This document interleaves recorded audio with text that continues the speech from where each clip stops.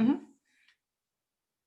Hello, and welcome to The Cat and the Parrot. My name is Kerry.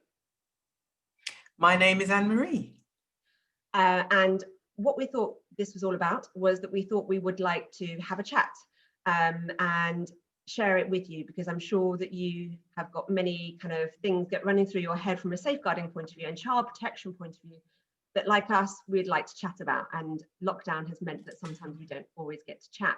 So before we do a case study or a chat, I thought we'd introduce ourselves. So my name is Kerry. I'm a designated safeguard lead at a school, and I have been for quite a long time. I can't remember how long, that's how long it was. When I joined, it was child protection. It wasn't safeguarding, and then it blew into the many different roles that it was.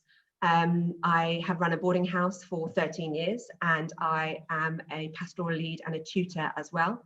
I'm really passionate about PSHE teaching, and I teach quite a lot of PSHE. Because I feel that it shouldn't be a reactive role of being a safeguarding officer. I think it should be a proactive role. And I do a lot of normal teaching and SLT as well. One of the questions is going to be, why the cat and the parrot? Well, there's going to be a moral to our story, I hope. I hope there's going to be a moral to our chats. And so it's one of those kind of stories where you kind of look at, a bit like the tortoise and the hare, where we have a moral to it, and we want to make it as fun but as educational as possible. Hence why the cat and the parrot. I'm not going to tell you who's who. I'll leave that to you, Anne-Marie. Thank you. They'll figure that one out, Kerry. Anne-Marie, my name is, and I'm a social worker by trade. Social worker for 25 years, qualified this year, but I've been in the field for about 30 years. So I was a school-based social worker 22 years ago, and that introduced me to safeguarding in education. And from then I kind of remained within a specialism in education and safeguarding. I went on to manage social workers in schools. I was a safeguarding advisor for the local authority, and then a trainer for the LSCB when it was a B, but now it's a P. And and then 2010, I left that front line as a social work manager because it became very reactive, firefighting, and almost scary because thresholds went up. So like you in schools are sort of suffering with that whole invisible fresh line of what does that mean? How far can we go? The same happened to me as a social work manager with referrals coming in that were very, very risky, that should have been sectioned, or things where they weren't. So I left the front line and I work independently for the last, now it will be 11 years. And I work for an associate for lots of organisations. So I've done associate work with the Board School Association. I'm currently doing some work with the SACPA, which is a part of their training department, safeguarding and child protection training department. I've done work for IAPS, done some work for ISI Consultancy, used to deliver their safeguarding compliance workshop. And I work for the NSPCC as an associate trainer, and lots of organisations, but also international schools. So I work with the Council of International Schools. So in our discussions, I'm also going to introduce international students and the bigger global picture, hoping we can get some kind of, people from around the world to engage in this conversation.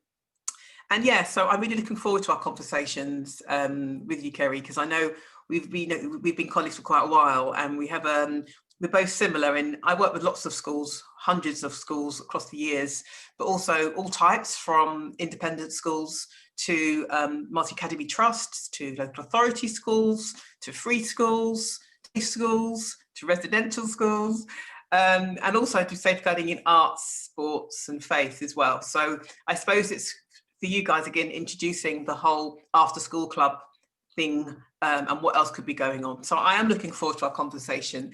And I love the cat and the parrot as well. And in our kind of conversations, we did say something about the moral of the story is, because there's so much going on, and it's food for thought, and also a bit provoking, because sometimes we do need to kind of hear something to kind of bring us out of our comfort zone, introduce us to a new subject or a new way of thinking. Get us I'm thinking. so looking forward to our conversations. Yeah, me too.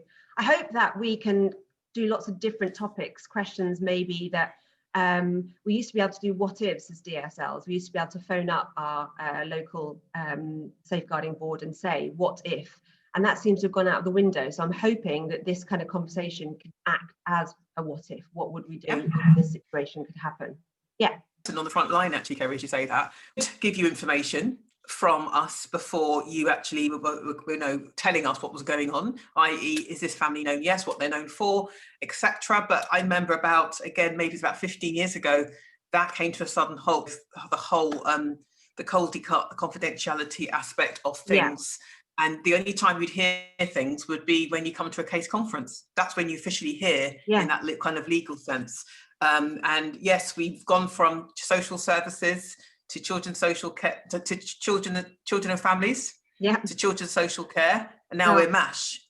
Same thing, but it's an interesting journey. It can feel so overwhelming. I mean, the acronyms and the making a referral to the wrong person and being told, no, you shouldn't refer it to this person, and suddenly you feel all that hard work has been a waste, and then you feel, well, what's the point? So it can feel a little bit overwhelming, and I keep using the phrase quite often, I'm just a teacher. This is not what I trained to do. I spent 4 years training to be a teacher, to teach in front of students.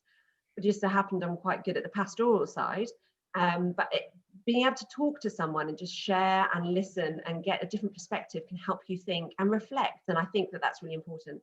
So yeah, great. I'm really. And it's interesting you say that. It's interesting you say that, Kerry, because I trained for 3 years as a social worker and I trained to do direct work with children, to interview children, to understand child abuse, to understand the legislation, to understand theories about lots, and also how to support children through that, and the different approaches in working with children. So now, we've gone a long way from the CPOs that you were, Child Protection Officers, in about 2002, 2003, to then the birth of the DSL, and then now you almost being a mini social worker, because years ago we used to have social work assistant teams. So you guys are similar to that, where you're doing the job of a social worker, instructed by social care, but actually not without the qualification. So it's an interesting start already, isn't it? That I've done 3 years as a social worker, qualified to do the job.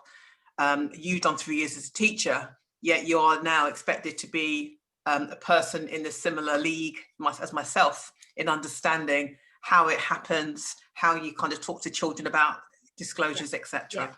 And it's a sharp learning curve, which I'm hoping that we can talk and share about, because there's definitely some cases where I sit there thinking, oh, I wish someone had told me this.